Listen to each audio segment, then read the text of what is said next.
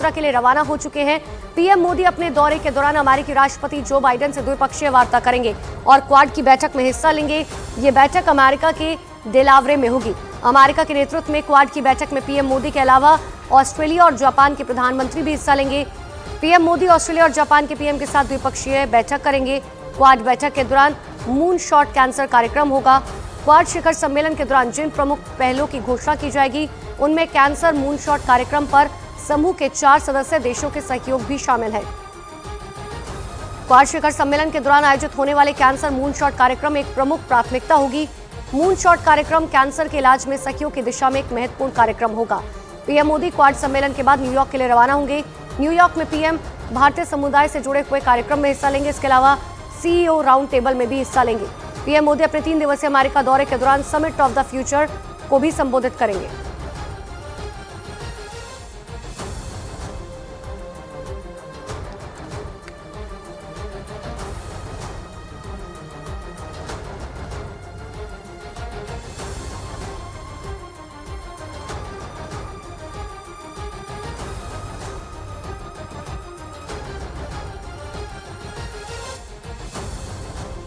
आपको दिखा रहे, देखिए प्रधानमंत्री नरेंद्र मोदी अमेरिका के लिए रवाना हो चुके हैं। क्वाड समिट में शामिल होने के लिए पीएम मोदी रवाना हुए हैं और बाइडेन के साथ द्विपक्षीय वार्ता होगी, जिसमें कैंसर को लेकर एक बहुत ही महत्वपूर्ण बैठक जो है आज क्वाड में होने जा रही है। और क्वाड को लेकर प्रधानमंत्री नरेंद्र मोदी की रवानगी के पहली तस्वीरें आपको दिखा रहे हैं, जिसमें प्रधानमंत्री नरेंद्र मोदी शामिल होंगे। हालांकि इस बार क्वाड की मेजबानी भारत करने वाला था, लेकिन तमाम देशों को देखते हुए, उनके समय को देखते हुए इस बार मेजबानी अमेरिका की तरफ से की जा रही है।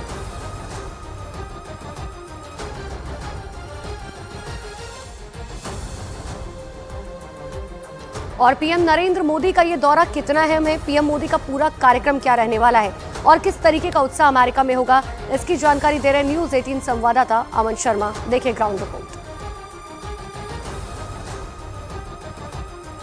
प्रधानमंत्री नरेंद्र मोदी की 3 दिवसीय अमेरिकी यात्रा शुरू होने जा रही है और नरेंद्र मोदी की यात्रा इसीलिए अहम है कि तीसरे कार्यकाल में जब तीसरी बार प्रधानमंत्री मोदी एक बहुमत लेके एनडीए की सरकार बनाकर इस बार भारत में दोबारा पार्टी उनकी पावर में आई है, उसके बाद पहली ये यात्रा है जहां वो अमेरिका आ रहे हैं। अमेरिका प्रधानमंत्री पहले भी आते रहे हैं, पर ये 3 दिवसीय यात्रा जो होने जा रही है इसका सबसे इंपॉर्टेंट एस्पेक्ट है जो क्वाड का मीटिंग है। क्वाड का मीटिंग इस बार डेलावेयर में हो रहा है, जो अमेरिकी राष्ट्रपति जो बाइडेन का होम टाउन भी है। वहां पे प्रधानमंत्री सीधा डेलावेयर पहुंचेंगे पहले 21 तारीख को, वहां पे क्वाड का मीटिंग होगा और उसके बाद प्रधानमंत्री मोदी का जो बाइडेन के साथ एक अलग से बहुत ही अहम बायलैटरल मीटिंग भी होगा, जिसपे काफी नजर है क्योंकि उसमें क्या इंडिकेशन प्रधानमंत्री मोदी का बाइडेन की तरफ जाता है।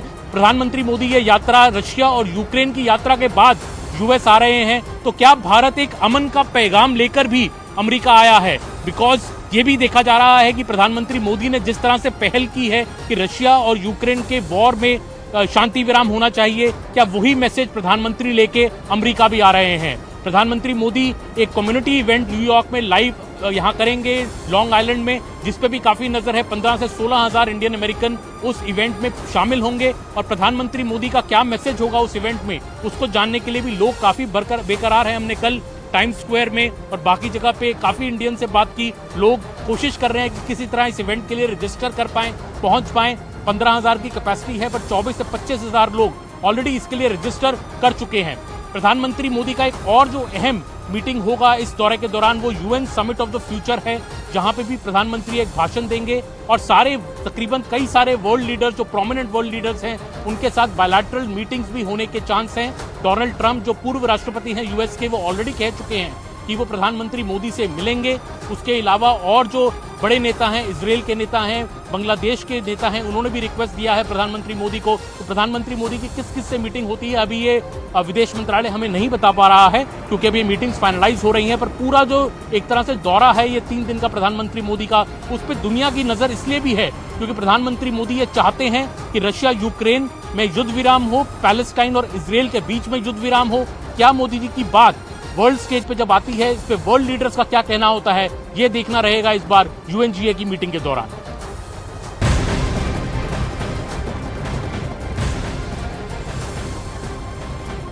और इसी बीच एक बड़ी खबर आपको बता दें, राष्ट्रपति द्रौपदी मुर्मू ने आतिशी को 21 सितंबर से दिल्ली का सीएम नियुक्त कर दिया है।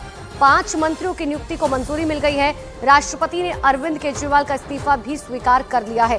बताया जा रहा है कि आज शाम करीबन 4:30 बजे दिल्ली के राजभवन में एलजी विनय कुमार सक्सेना आतिशी को दिल्ली के मुख्यमंत्री पद की शपथ दिलाएंगे। आतिशी के साथ आम आदमी पार्टी के 5 विधायक गोपाल राय, सौरभ भारद्वाज, कैलाश गहलोत, इमरान हुसैन और मुकेश अहलावत भी कैबिनेट मंत्री पद की शपथ लेंगे।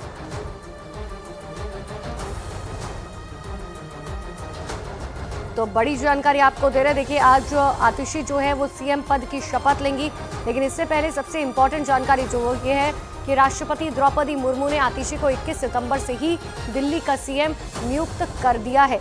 जिस वक्त वो एलजी के पास पहुंची थी और उन्होंने अपने शपथ ग्रहण समारोह के बारे में जानकारी दी थी।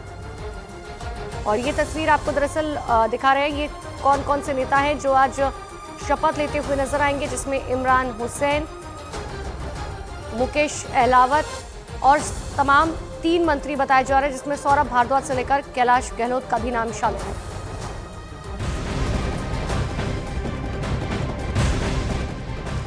और अब बड़ी खबर जम्मू कश्मीर से, जहां पर विधानसभा चुनाव के प्रचार से जुड़ी हुई आज जम्मू कश्मीर में प्रचार का सुपर शनिवार होने वाला है। जम्मू में आज गृह मंत्री अमित शाह, कांग्रेस अध्यक्ष मल्लिकार्जुन खड़गे और नेशनल कॉन्फ्रेंस के उमर अब्दुल्ला चुनावी रैलियों को संबोधित करने वाले हैं।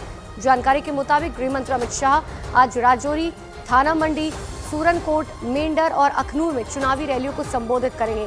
दूसरी तरफ नौशेरा, कालाकोट और पुंछ में उमर अब्दुल्ला चुनावी रैलियों को संबोधित करेंगे। इसके साथ ही कांग्रेस के राष्ट्रीय अध्यक्ष मल्लिकार्जुन खड़गे जम्मू के छंब में चुनावी रैली को संबोधित करेंगे। तो आज 3 बड़े नेताओं की जम्मू रीजन में रैलियां होने वाली हैं।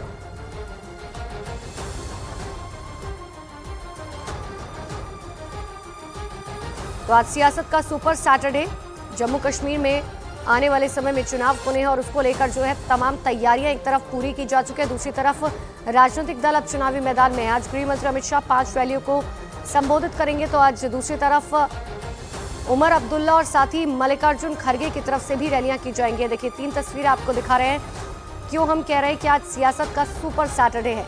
जम्मू रीजन में 5 रैलियां खुद अमित शाह करेंगे, उमर अब्दुल्ला की तरफ से चुनावी प्रचार किया जाएगा नौशेरा, कालाकोट में और पुंछ में, और मल्लिकार्जुन खड़गे भी चुनावी प्रचार करते हुए जम्मू के छंब में नजर आएंगे।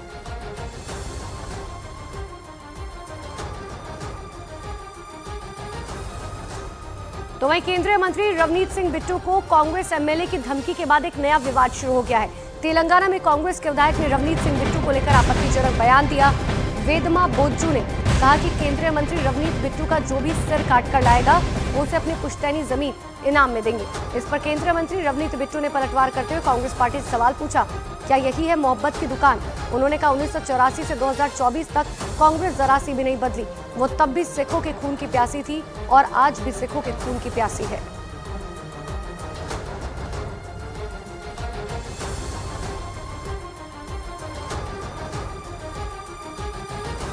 कांग्रेस पार्टी तो सिखों की खून के प्यासी 84 से लेके अब 2024 हो गया वो रही है और उसी लाइन पे वो चल रही हैं। 3 पीढ़ियां उनकी निकल रही, पर उनका मन नहीं भरा सिखों के खून के साथ या सिखों की जानों के साथ खेलना। वो दादी ने किया, वो फादर ने किया, वो अब उनका बेटा कर रहा है। तो वही बंगाल में कई जगह बॉर्डर को सील किए जाने के बाद भारतीय जनता पार्टी ने ममता बनर्जी पर बड़ा हमला किया। बीजेपी के शुभेंदु अधिकारी ने इसे लेकर बंगाल के राज्यपाल, केंद्रीय गृह सचिव, एनएचएआई और सड़क मंत्रालय के सचिव को चिट्ठी लिखी है, जिसके बारे में उन्होंने ट्वीट कर जानकारी दी। शुभेंदु अधिकारी ने आरोप लगाया कि डीवीसी यानी कि दामोदर घाटी निगम से संबंध तोड़ने की हिम्मत दिखाने के बाद ममता बनर्जी ने पुलिस के जरिए बंगाल को झारखंड से अलग करने की साजिश तैयार की है। उन्होंने ट्वीट करते हुए लिखा, पुलिस गैर कानूनी तरीके से झारग्राम, पश्चिम वर्धमान जिलों की नेशनल हाईवे को बंद कर रही है। उन्होंने भी दावा किया कि बंगाल पुलिस ट्रकों के जरिए बाढ़ के लिए झारखंड, बिहार, छत्तीसगढ़ और महाराष्ट्र से आ रही राहत सामग्री को गैर कानूनी तरीके से रोक रही है।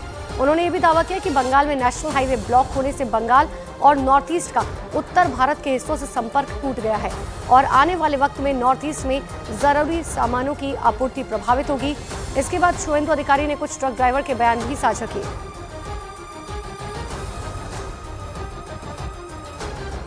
परेशानी है कि हमारी गाड़ी में मेडिसिन लोड है। अच्छा।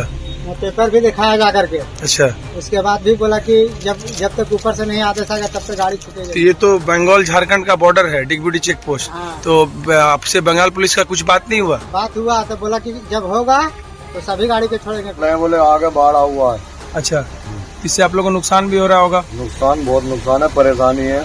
हमारा तो माल यहीं का दुर्गापुर बिजोरा जो पड़ता है नीलकमल कंपनी का, उसके लिए भी रोक दिया है? उसके लिए भी रोक दिया। पानी आया हुआ आगे रोड पे, पानी है नहीं कहीं भी आगे, कोई पानी तो नहीं है, अपनी गाड़ियां आ रही हैं उधर से। तो इसलिए आप लोगों का बहुत ज्यादा नुकसान हो रहा होगा। सेम लोड किया हुआ सर गाड़ियां, बताओ। वो तो स्मेल 2.5 लाख रुपया भाड़ा है। क्या क्या बोल रहे हैं लोग, कब छोड़ेंगे? कुछ नहीं बोल रहा, कह रहे 3 दिन के लिए बंद है road.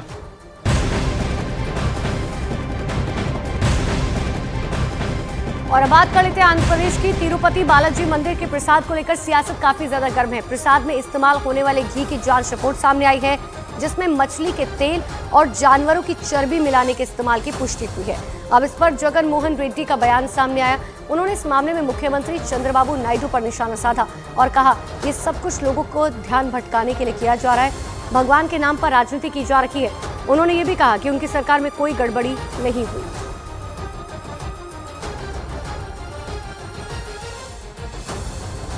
Very unfortunate. The worst part is, why did Chandrababu Naidu resort to such practices? He knows very well that during the course of these 100 days, Chandrababu Naidu failed on every promise what he made to the people during his election campaign. And to divert from and to divert people's attention,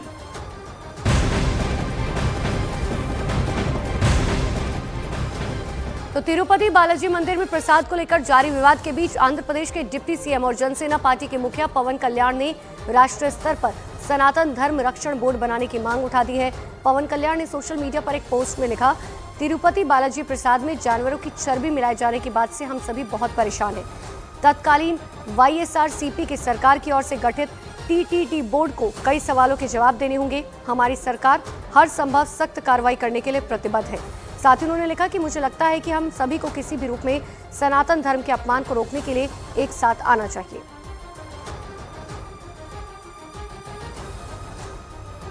Of prasad is always quite superior, and people even if you get a small bite also, it's like a mahaprasad to everybody. That's what we all know.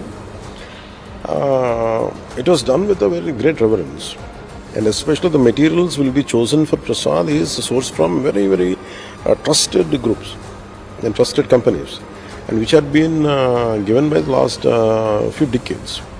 You want to get this particular material, grains, everything is sourced out in a very well structured manner, and no one has dared to violate that part, and no one has dared to change. Even if they wanted to change it, then no one dared. वहीं तिरुपति मंदिर के प्रसाद में मिलावट मिलने पर राहुल गांधी ने नाराजगी जाहिर की है। राहुल गांधी ने सोशल मीडिया प्लेटफॉर्म एक्स पर ट्वीट किया। उन्होंने क्या कुछ लिखा ये आपको बताते हैं। उन्होंने लिखा, तिरुपति के श्री वेंकटेश्वर मंदिर में प्रसाद के अपवित्र होने की खबरें परेशान करने वाली हैं। भगवान बालाजी भारत और दुनिया भर में लाखों भक्तों के लिए पूजनीय देवता है। ये मुद्दा हर भक्त को आहत करेगा और इस पर गहराई से विचार करने की जरूरत है। हमारे धार्मिक स्थानों की पवित्रता की रक्षा करनी ही होगी। वहीं तिरुपति मामले में केंद्रीय मंत्री चिराग पासवान और रवनीत बिट्टू ने दोषियों पर सख्त एक्शन लेने की बात कही है।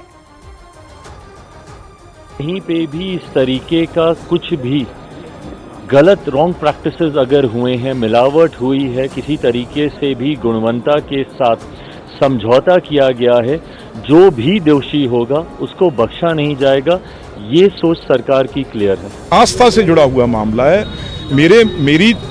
मेरी तो है ये ऐसी बात कोई भी सच ना निकले, ये कोई भी ऐसा जहां जिससे आस्था में चोट लगे किसी के, क्योंकि हम लोग भी वहां जाते हैं, हर धर्म का वहां पे जाके नतमस्तक होता है।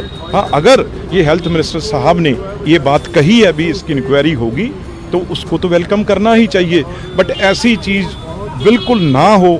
मैं तो यही मतलब अपनी तरफ से मेरा तो यही है भी वो ऐसी कोई चीज़ ना निकले।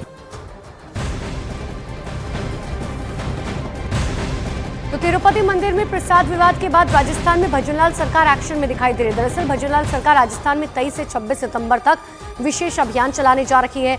इसके तहत बड़े मंदिरों में प्रसाद की जांच की जाएगी। मंदिरों के प्रसाद की गुणवत्ता, शुद्धता और साफ सफाई को लेकर जांच की जाएगी।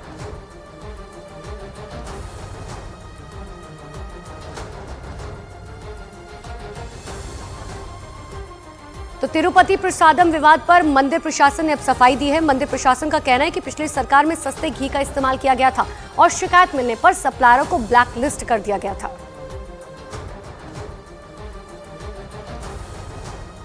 When I took over as executive officer TTD, when I called on Honorable CM, he expressed concern on the quality of ghee procured and the quality of the laddu, which is considered to be very sacred, and it is offered as prasadam to Sri Lord Venkateswara Swami, and any deviation in the quality will cause it is called doing apavitram, doing something which is not sacred. So he wanted that we should take steps to ensure that the sanctity of the temple is restored.